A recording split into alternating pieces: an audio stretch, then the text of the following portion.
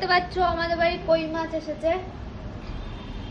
কে কে খাও আমাদের জানিও। আর এই যে ঠাম্মি কাটছে, কই মাছ কাটা হয়ে গেছে আর কি। আর এই মাঝখান দিয়ে একটু চিড়ে চিড়ে দেবে, একটু একটু করে। দেখি দেখি ওই পাশে দেখাও। হ্যাঁ করো, এভাবেই করো। তুমি পারছো না যখন এভাবেই করো। তোমার যে কত শেখাবো ঠাম্মি, শেখাতে শেখাতে আর আমি পারি না। বুড়ো হয়ে গেলাম। হ্যাঁ বুড়ো হয়ে গেলাম। তো আমাদের বাড়িতে আজকে তেল কই রান্না হবে, তো তোমাদের দেখাবো কি করে রান্না। তেল কইয়ের জন্য মাছটা ভেজে নেব। আর এখানে সর্ষের তেল ইউজ করতে হবে, কারণ একটু ঝাঁঝ ঝাঁঝ না হলে পরে তেল কই ভালো লাগে না খেতে। মাছগুলোকে মাখিয়ে নেবো নুন হলুদ দিয়ে, একটু সর্ষের তেল।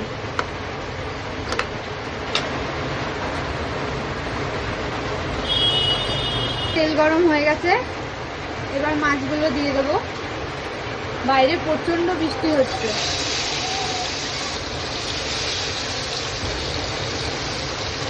বাটা মশলা করে নিয়েছি, এখানে আছে জিরে আদা, অল্প একটু আদা দিয়েছি, জিরে। চলো এক একে মাছগুলো উল্টে দিই।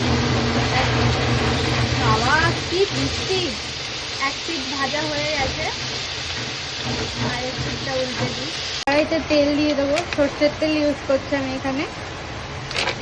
কটা জিরে দিলাম, তো তেজপাতা। এবার মশলাটাকে ঢেলে দেবো, মশলাটাকে সুন্দর করে কষিয়ে নেবো। তো মাছগুলো সুন্দর করে ভেজে নিয়েছি, এদিকে মশলাটাও কষা হয়ে গেছে। এবার মশলা কষা হয়ে গেছে, এবার জল দিয়ে দিই। দেখতেই পাচ্ছি ঝোলটা ফুটে গেছে, এবারে মাছগুলো এক একে দিয়ে দেবো।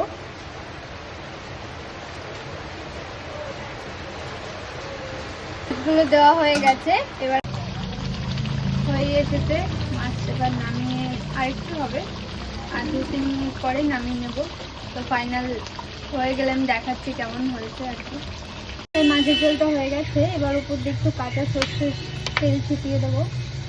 আর তেল কই মানে তো সর্ষের ঝাঁঝ ঝাঁঝ, একটু ঝাল ঝাল। তো হয়ে গেছে, আমি নামিয়ে নেব।